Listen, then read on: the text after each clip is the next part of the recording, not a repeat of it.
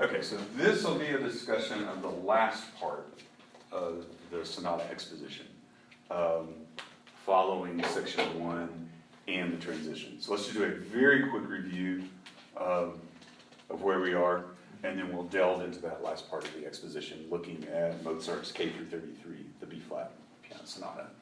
Okay, so we said in the largest sense, sonata form has sort of 3 large sections typically: exposition, development, recap.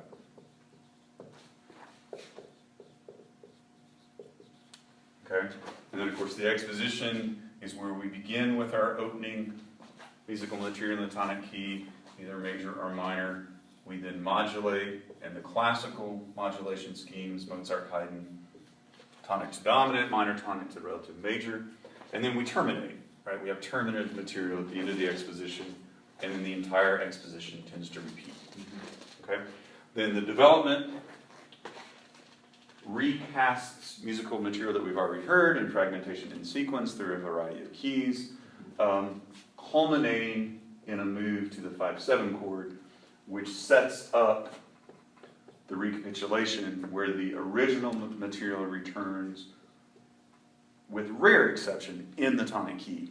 And then from that moment, all the material heard in the exposition is maintained in the tonic key. Yeah. Okay, so that is sonata form at its most basic.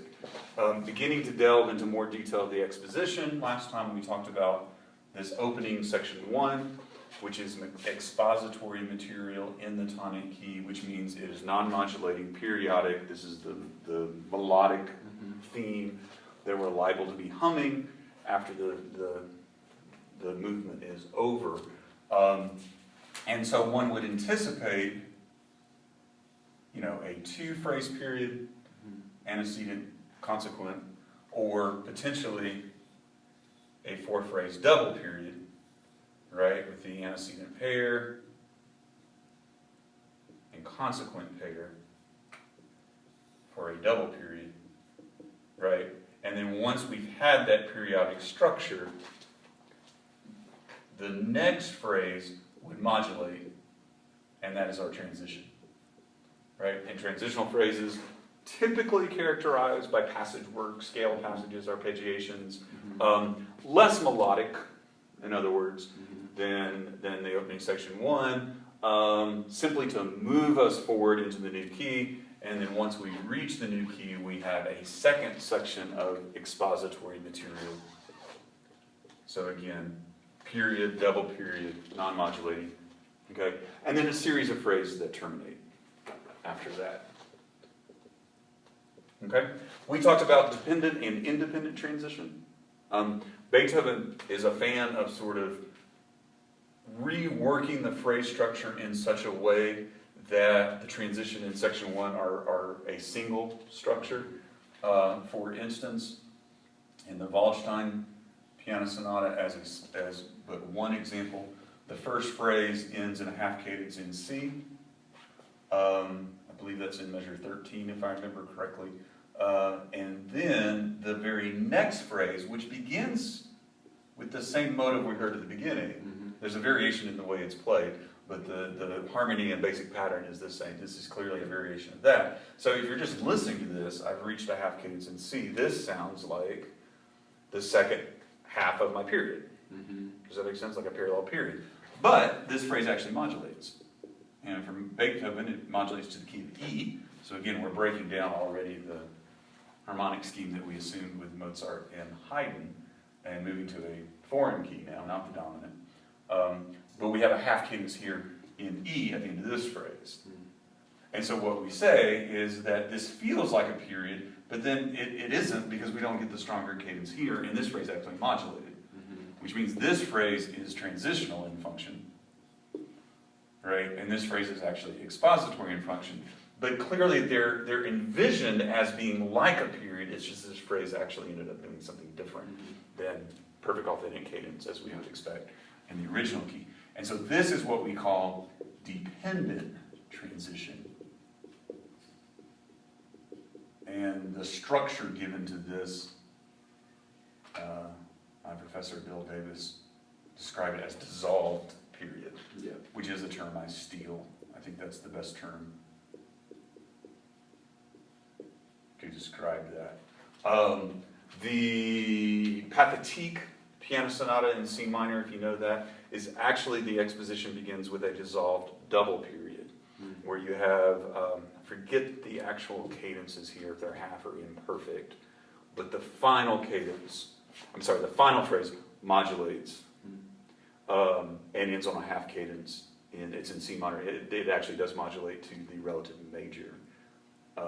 He plays with it a little bit. It goes to E flat, initially in E flat minor before shifting to E flat major. So Beethoven's always kind of monkeying with keys. So he goes from C minor to E flat minor / major is kind of how he treats that. Parallel keys like that, C major, C minor, E flat major, E flat minor. Beethoven and Romantic composers to follow. Mozart at times will almost treat minor as just sort of a different color of the key, if that makes sense. Yeah. And so you really can shift back between parallel keys, almost as if they're equal. And you know, you can find Romantic pieces where the shift is so much that it's almost a crapshoot as to whether is it truly in C major or C minor, and finally it's just in C. You know what I mean? And the scale is allowed to shift. Yeah. Per just the whim at the moment. Okay? But the concept of dependent transition, great, makes sense, versus independent transition, which would be a very separate phrase after the perfect authentic cadence in the original key. Okay? So, regardless of how, anyway, there's those two options, independent transition or dependent transition. We talked about that last time. So now we're going to delve into the concept of section 2 and the determinative material that follows. And I will play through just a little bit here. In the Mozart K333, the transitional phrase where we are initially in B flat major. Sorry. Right, that's our opening theme. And the transitional phrase ends on a big fat C chord, which is 5 of F, 5 of the dominant. So we did it on a half cadence in our dominant key, just like we would expect a transitional phrase to do. And then we get a double period in F.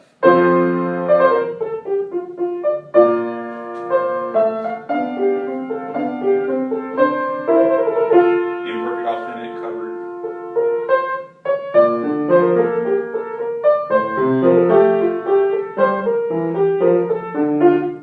Half cadence covered.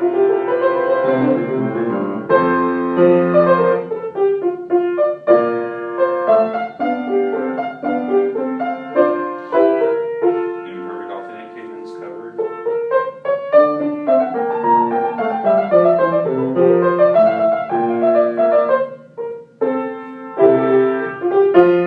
Perfect authentic cadence. Okay? So that's the expository double period. I'll draw this up here in a second. That represents section 2. And then begins our terminative material, which terminative phrases are characterized by repetition, either of motives, ideas within the phrase, or repetition of entire phrases, and then elided perfect authentic cadences. Right? So phrase groups, not periodic structure, because every cadence is perfect authentic. There's no hierarchy of cadences, if that makes sense.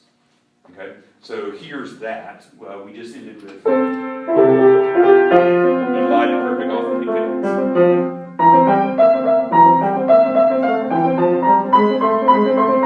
Repetition. More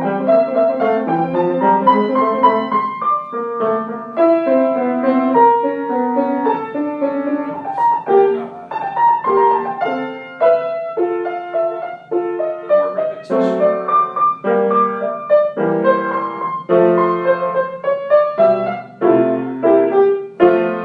Perfect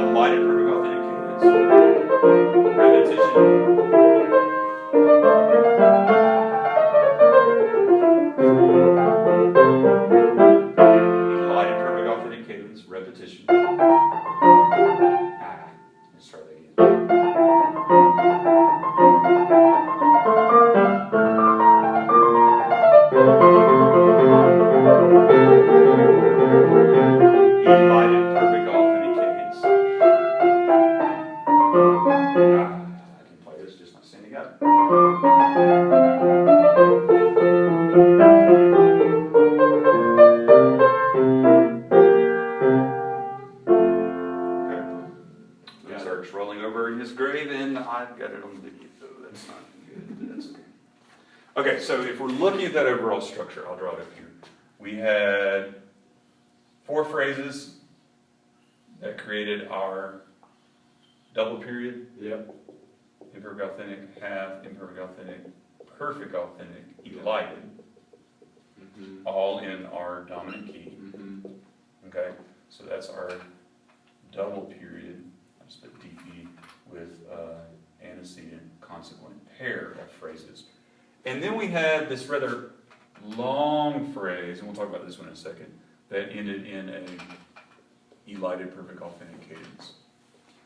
Okay, and then we had 2 phrases that were actually repetitions of each other. This is a repeated phrase. Okay, and these were elided perfect authentic cadences. And then we had a final tag phrase at the end with an elided perfect authentic cadence and a perfect authentic cadence here at the end. And again, what creates, and there's repetition sort of within this phrase, you know, ideas of repeat here and repeat within that phrase. I think at least at the end, yeah. So again, the effect of all these perfect authentic cadences is the end, the end, the end, the end, right?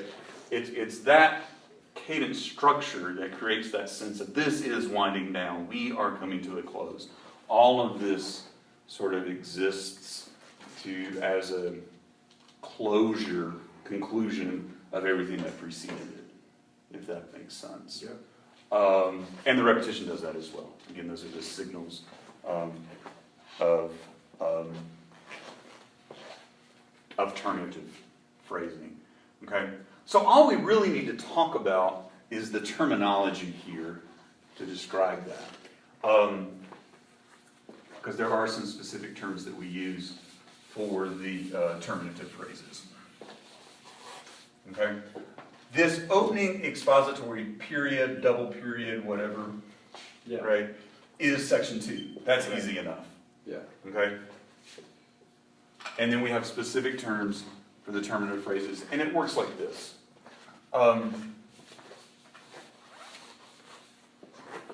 You have a couple options here. Section 2 can come to the end. You'll see this in many pieces, and simply just end in a perfect authentic cadence, in which case there is no terminative material, we're just done. There was just a section 2. Okay? Section 2 can end with a perfect authentic cadence and some conditional extension. 5-1, 5-1, 5-1, 5-1, 5-1. You know, just to sort of wind it out. That's kind of terminative material at its most basic and minimal. Mm-hmm. Okay? You can have an actual phrase, usually falling in a lighted perfect authentic cadence, where an entire phrase is sort of acting like cadential extension, but somehow it reaches, it's not just a measure or two, it really is a full, we really feel this as a full phrase and not just cadential extension. Okay? But other options that you see is there can be multiple phrases, and it really just depends. This probably begins to hit a maximum, you know, where you've got kind of 3 ideas with 1 repetition. I mean, you can't beat a dead horse, you know. But it's certainly possible to have 3, maybe 4. I don't think I've ever seen more really than 3 different terminative phrase ideas, you know, to sort of bring that to the close. Okay? And this is the terminology that we generally use in this source to describe all of this. In this case, there is no terminative material. In the case of simple cadential extension or a single phrase, we use the term codetta, right, which is a diminutive of coda, which is Italian for tail, right, the tail end here. Okay, I'm going to have to stop in the video and start a second one.